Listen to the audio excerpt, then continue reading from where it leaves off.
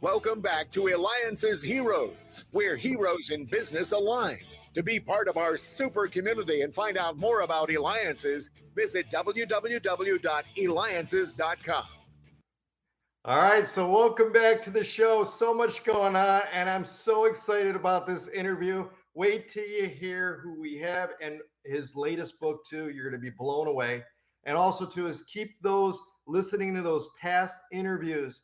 Thank you again for all the feedback from when I had the chairman of JetBlue Airlines on. A lot of stuff going on in the airline industry. Make sure you check it out. You can go to Eliances.com, ELIANCS.com, and just click on radio, and that'll take you to some of the past episodes. So let's get started. All right. Boy, there's just so much going on in life. There's a lot of things going on in life. And I'm so excited to have Dr. Andrew Hahn back on the show. You see, he's a licensed clinical psychologist and founder of the Life Centered Therapy and Guided Self Healing. Now, you can reach him directly by going to lifecentertherapy.com. But what we're here today to talk about is his new book, which you're going to have an opportunity to pre-order that. All right, so welcome back to the show, Dr. Andrew Hahn. Thank you so much, David. It's always a joy, so thank you so much. All right, so I've had the inside secret to be able to read your book prior to it coming out, and I got to tell you, it's just phenomenal. There's a lot there. In fact, I want to be able to read it multiple times because there's a lot of good and great information actually to digest, but it's not one of those one read, the story's done and away. But I want you to steal the thunder. I want you to steal the thunder of the name of the book too, because I think even the name is really awesome. So why don't you go ahead with that? Well, we call it a 1 hour miracle because what is a miracle really? It's becoming more free from suffering. And I think we have an extraordinary technology to, there's a lot of suffering in the world. And I think we have a very, very simple, powerful way that in every hour you do this work, you get freer from your suffering and you get results. And it's the most powerful work I know for getting these results, or I'd be doing something else. And, our hope is that the whole world learns how to do this because it's very simple to teach. You can teach the basics of this to a smart, you know, elementary school kid, and they can do it for themselves. So it's like it gives you, it empowers people so much. And I think we have a way of working that really is simple, but it's really profound, and we want to just share it with everybody, and that's the deal on it. So And again, you can get the book, you can get it on Amazon right now. You go to type in the 1 hour miracle. So you go to Amazon, don't wait and stuff, and get it. It's called the 1 hour miracle. You can get it on Amazon. All right. So Dr. Hahn, you mentioned about, the suffering and that is, I mean, I think it's pretty safe to say, right? Everybody at some point has suffered of something, and mhm. everybody will continue at some point to suffer of things. What are some of the top things, would you say, that emotions and people suffer from that's on their mind consistently? Anxiety, depression, chronic pain, bad relationships, a sense of alienation and aloneness and not knowing what to do about it. Um, that's a start. That's a lot. That's enough already. It just Or, was or, or for people who are more in the world you're in, they have a dream, right? There's something they really want to create, and something is keeping them from doing it. They're high-powered people, they're entrepreneurs, but something's stopping them, and they don't know what's stopping them. They don't know what to do about it. And we have a technology that helps unblock them and helps them be able to create what they desire. So it really is not just for people who are looking at mental health. We get a lot of people who are high powered entrepreneurs who, like, their anxiety gets in the way, or they have a vision but they don't know what's stopping them, and we know how to help them. well, I'm not going to share the secrets of your book, but it is again the 1 hour miracle, but it's Share all of them. 5 steps to guiding your self-healing change, the story reauthor your life, to story reauthor your life. And I think that's interesting is as far as the reauthor part of that. Let me hear it from you of what that means. Reauthor your life. People get stuck because they're stuck in stories that couldn't be handled. That's why they get stuck, right? It's simple.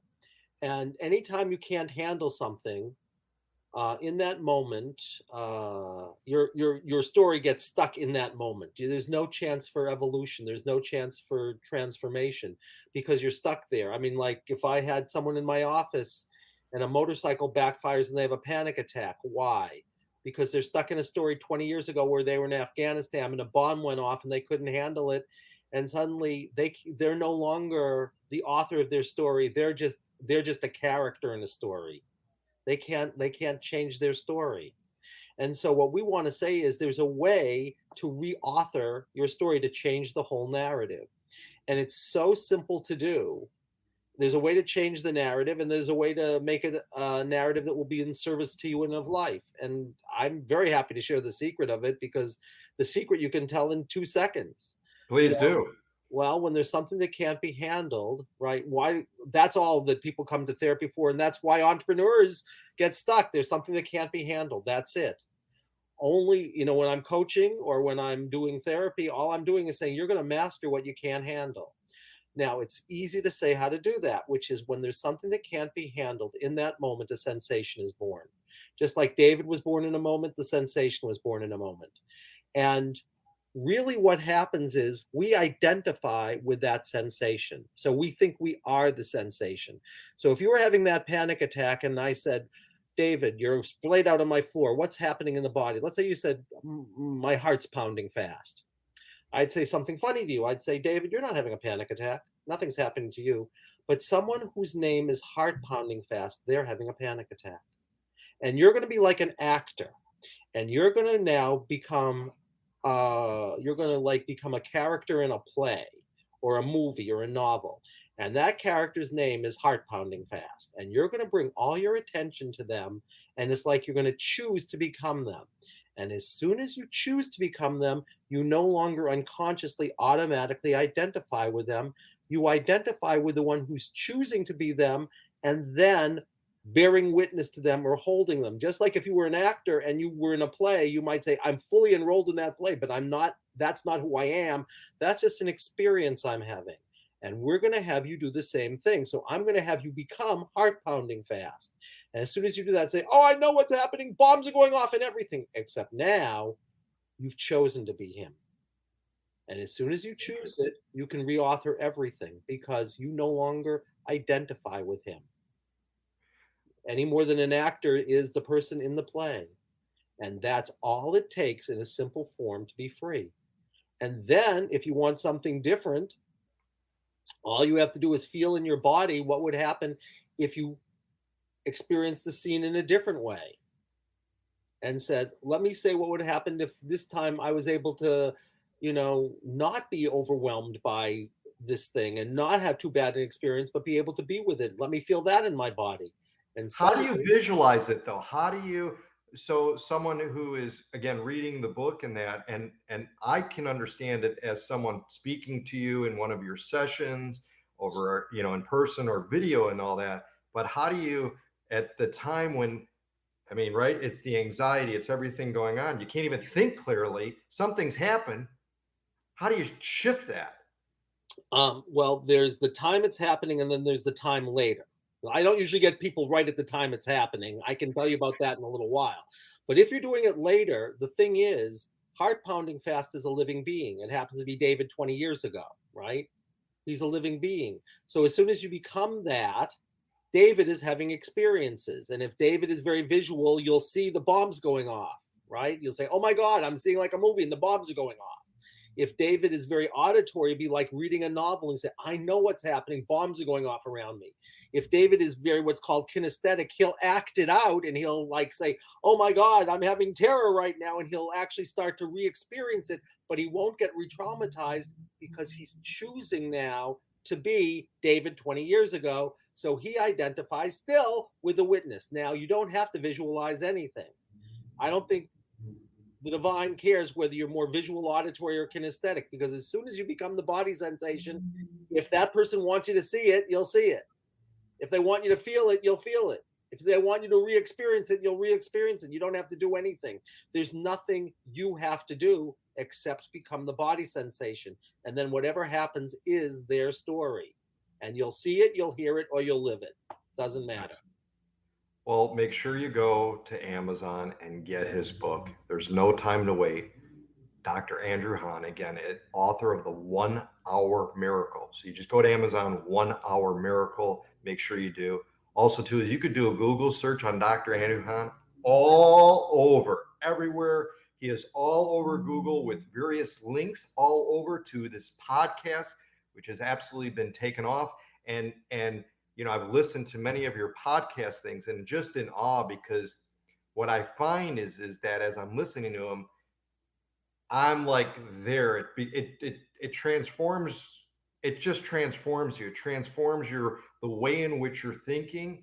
And I think what you do so well is related to stories of others, that no matter what story it is, there's always been something that I can pull and feel of it. And I almost find myself doing two things. And I don't know if this is something normal, listening to your podcast while thinking about at the same time something that happened that kind of relates to it, or feeling the same way. That's wonderful. If all it was a head exercise, who would care? But if it's like something you say, oh my God, that gives me some insight on something, or I can experience something in a different way. And then, of course, I always love it when people are like applying it or saying, how can I use it?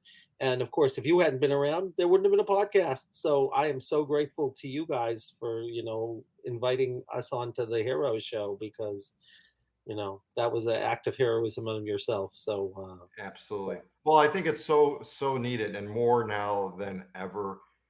And I think that just so much is, I don't know, things always going on in the world and stuff, and now just living in the times of everything, and definitely anxiety. And I guess the thing is you see these things online and the videos and the various social media platforms, and everybody looks like they're having a great time, and then they get caught off camera crying and doing something that's, well, what quote could be considered real. It's almost like people living two different worlds because of social media. Would you say agree with that? Sure. But, hopefully you get to be real all the time. And then social media becomes something more than social media. It becomes something social. Right. Something where we really can give each other a gift, the truth. A lot goes into, writing a book. And again, the 1 Hour Miracle by Dr. Andrew Hahn. Well, it's not just by me either. I mean, I would never have done it if I wrote a book with a woman named Joni Beckett. And I want you to know, it was a total marriage of two people doing something. We each bring our gifts, but I will tell you, without Joni, this book would have been nowhere as good. I mean, the woman is brilliant, and she's the clearest thinker I could ever imagine. I mean, so we write something, she said, Andy, like, this doesn't make sense. And I'd look at it and say, Joni, you're right, it doesn't make sense. And she'd be able to make sense of things, and it's like, oh my God, and she sees things. So that's great. Both of us, So what was the inspiration between you both to collaborate and then go ahead and decide to write the book, The 1 Hour Miracle? The reason we collaborated is that I met Joni in the late 90s, and Joni had no background in this stuff, but she was extraordinary at it. And she was the first person who ever took she said, I took your course because I couldn't find what was wrong with it. So I had to find what was wrong with it. Believe me, she found out stuff that was wrong with it. And she would challenge me, and she'd say, maybe I'm just like, I don't understand things because I'm a simple woman, which she is about as simple as, like, Einstein's E equals MC squared is simple. And she was the one person who really said, wait a second, I don't understand this. And it must be me. And I say, no, it's not you. You're the only person who's like, says, wait a second, like the emperor's wearing, like, clothes. No, the emperor's naked. And I was so appreciative that, and So we started to collaborate, and we collaborated, and then she was kind enough to join me and be a partner in the Life Centered Therapy Institute. So we've been doing that together as a partnership, running this institute for, I don't know, like 17 or 18 years. And the reason we actually finally wrote the book, which, I started this book 25 years ago, which should tell you something about where I'm blocked.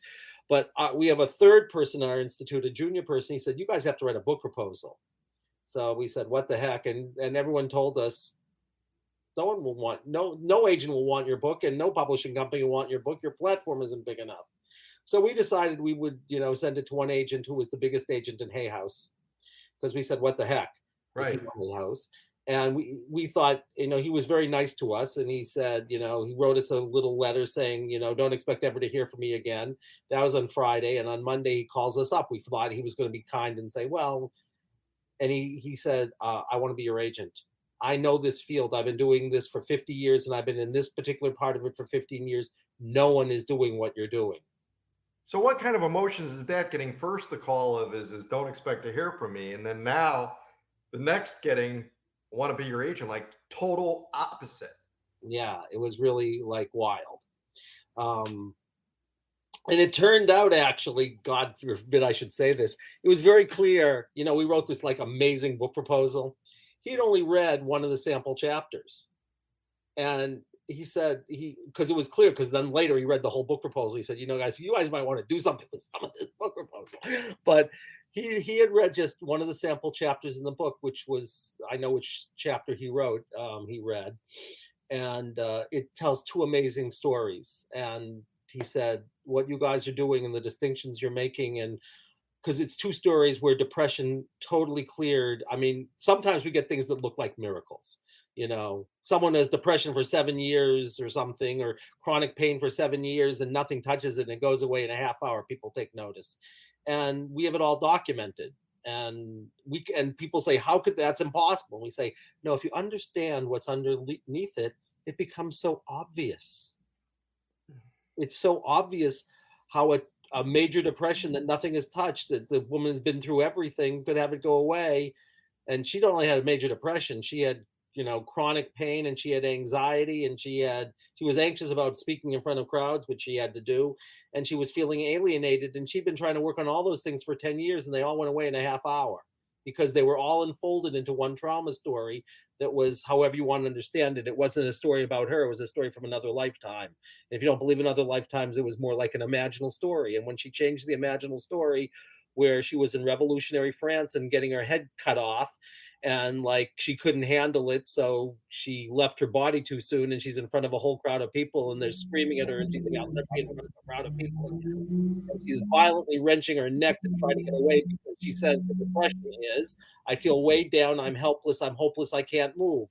Well, no one listens to that literally. People, when you want to say reauthoring your story, what does it mean?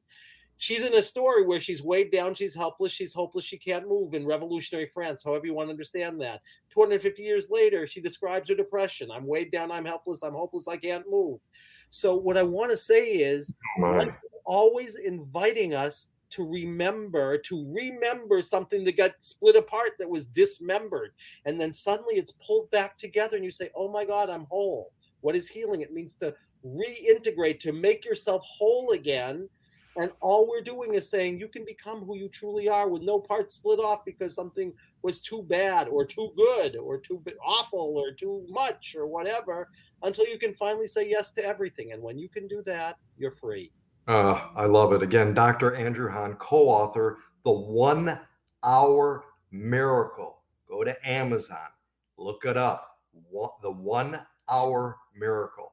Dr. Hahn, who would you say is the type of reader that you're targeting in that? And also, maybe a little bit too, I mean, you mentioned a little bit at the beginning as far as the age of being able to understand the 5 steps to guiding yourself healing of your book. But what would you say the sweet spot is? Because it affects so many people of so many different realms. I'm trying to understand. Well, that was tricky for us, because originally we were going to write a self-help book, which was going to be about 25 to 30,000 words. And our agent said, "That's not a book, that's a pamphlet." So we were going to write a book for the general population, then we were going to write a book for therapists and seekers. So we had to mush the two books together. So this book is for everybody. It's for you, David, right? It's like you can read this book and say, "Oh my God, that's a different way of understanding life," because we have a whole different way of understanding life and how that affects how you can understand suffering. In that way, it's a very philosophical book, but it's also a very pragmatic book because we're telling you how can you do your own healing. And we've trained very, very senior therapists, and there's enough information in this book that any therapist could start using it right away with their clients. They would need to probably get a little extra training, but we're trying to be very transparent. So we're writing a book for everybody from, edgy therapists.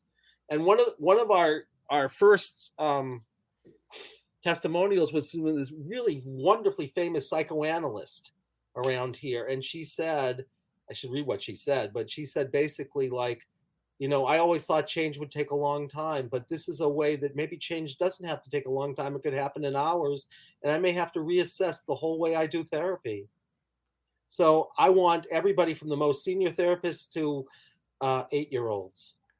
But everyone says you can't write a book like that. But I'll let you all evaluate because Yeah, I mean, would like teenagers be able to understand? Because it oh seems like God, yeah. emotions fly at every age, but Oh, certainly it seems like a lot within the I, teenager. we've given it to teenagers, they get it. We've given it to like people who have no background in psychology, and they get it. And we've given it to very, very senior therapists and very famous philosophers. They all get it.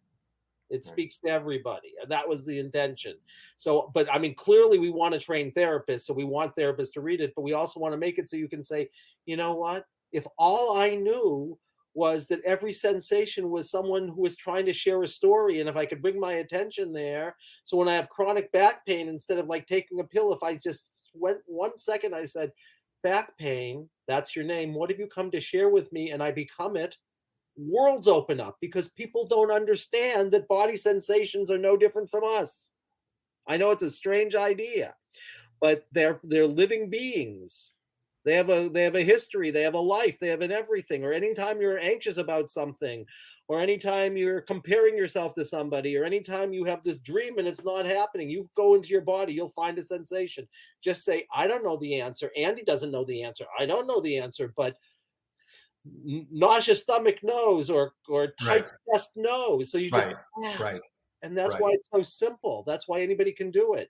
I mean, we had a 17-year-old who did our training for one day, and she went off with a healer kind of like me. And the healer looked at me and said, "You're going to send me off with her?" And I said, "Yeah, because we have a way of clearing up people." She came back an hour and a half later. She said, "I've done everything I could imagine, and like I've never had a healing like this." Why? Because she had never considered becoming a body sensation and working from the inside out and the bottom up. People talk about stuff, and even if they do, they mediate it. They say, if that body sensation could talk, what would it say? That'd be like if I said, if David could talk, what could he say? David would say, I can't talk. Why aren't you listening to me?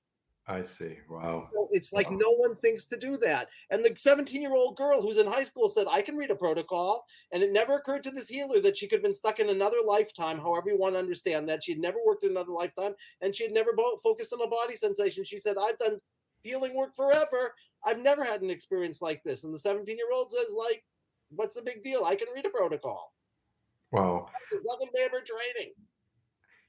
I find it fascinating, Dr. Hahn, too, is that like that one could even talk to themselves without saying something, right? I mean, we could think things and go through it through our mind. And it seems like at certain points of our life, we're talking more to ourselves than others. Is that something that happens to people? Like, how do you know? Like, it seems like, for example, lately with me, I've been, thinking more, talking to myself over, and I'm talking to myself going, I wonder if other people are talking to themselves as much as I'm talking to myself. Well, I think there's two kinds of talking to yourself, okay? One kind is if I said, Andy, you are such a jerk. Like, you screwed up again. You were such a nobody, right? There's that kind of voice. Now, if that kind of talking is going on, all that is a trauma. So I spent 1 second and I said, what's happening in my body when I'm like lacerating myself that way? I'll feel a body sensation, right? And when I feel that body sensation, I say, okay, who are you? And then maybe I hear my father's voice talking to me when I'm 5 years old. And I say, oh, I took that relationship inside me because I never wanted to lose my father. But you want to know something? I'm 65 now, not quite, in a couple of weeks. I'm not 5 anymore, so I can say, thank you. You protected me from having to experience it from him because I could do it to myself, but I don't have to do that anymore. I can make a different choice because once I know it's going on and I witness it, I can make a different choice. But then there's another way you talk to yourself. I'll tell you what that is. There's some part of us that just knows what's true for us. It's sort of like a gut knowing. And when we really listen to ourselves, right, it's almost like we're not talking to ourselves. Some deeper part of us is talking to us. And it's exactly what you describe it. It's like I'm talking to myself. There's a relationship. And who's the one who's talking to me? And I would say who that one is life. So when you get really open, like you're just sitting there and you're minding your own business, and then suddenly something comes to you and you start to talk to yourself and you say, I have this interesting idea. Well, it's really a higher or deeper part of you that you've never really listened to, but you get quiet enough that you started listening, and it starts to say, oh, well, maybe this is what you know is true for you. Maybe this is what you really desire. And really what it is your deepest knowing and your deep heart that are talking with you if you spend enough time to get quiet and listen.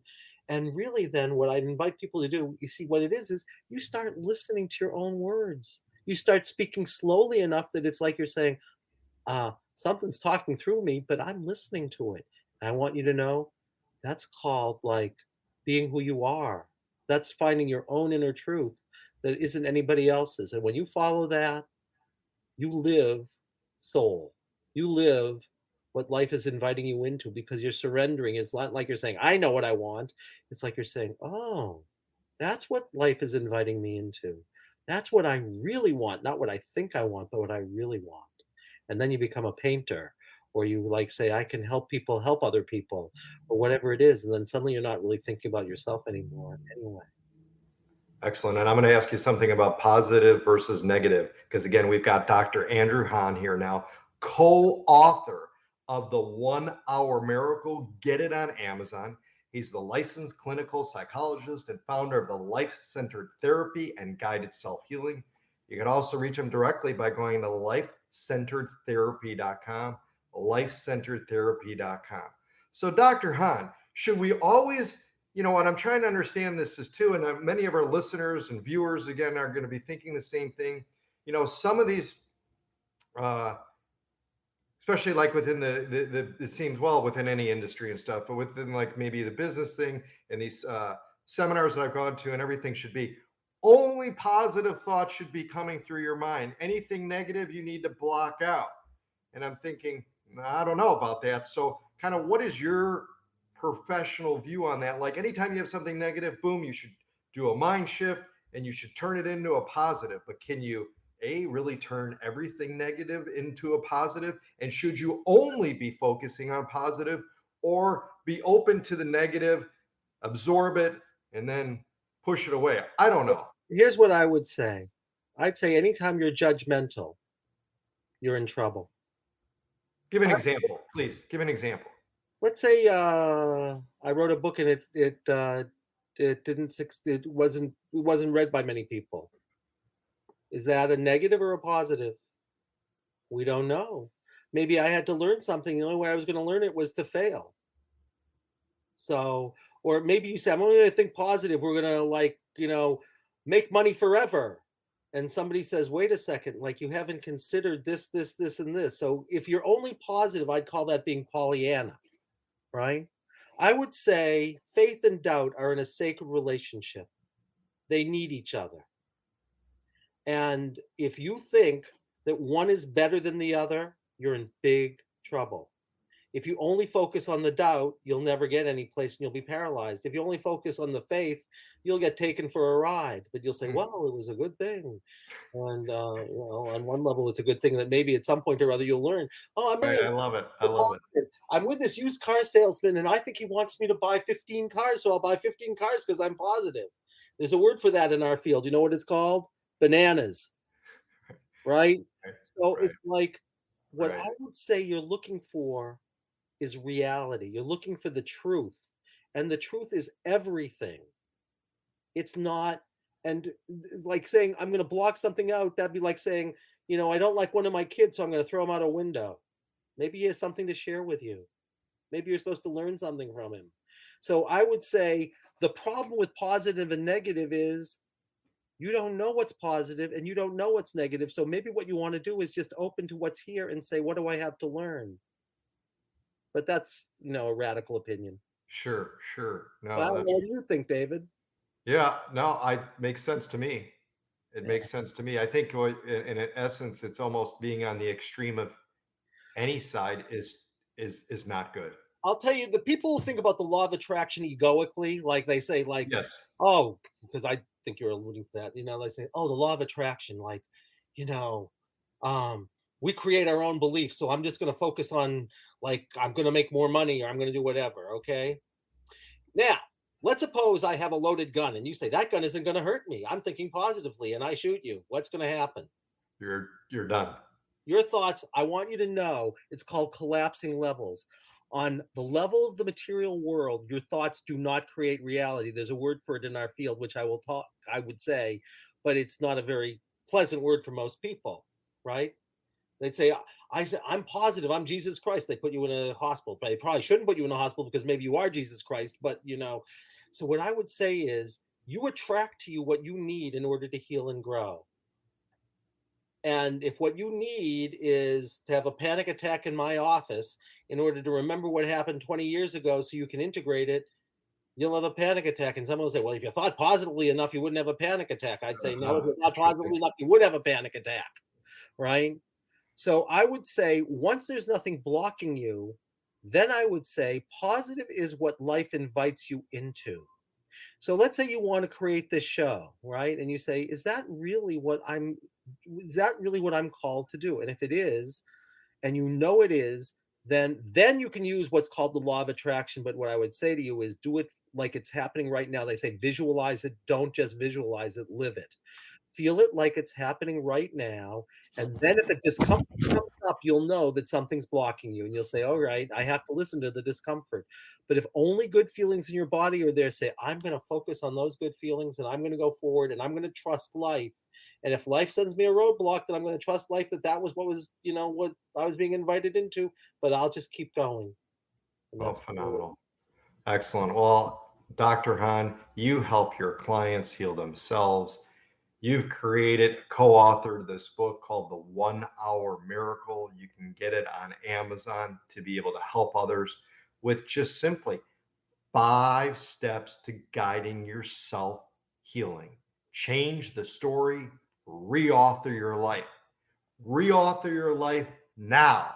Go to Amazon, look it up. You can reach Dr. Andrew Hahn directly at lifecenteredtherapy.com. This has been David Kogan. Please What? do. Absolutely. This has been David Kogan with the Eliances Hero Show.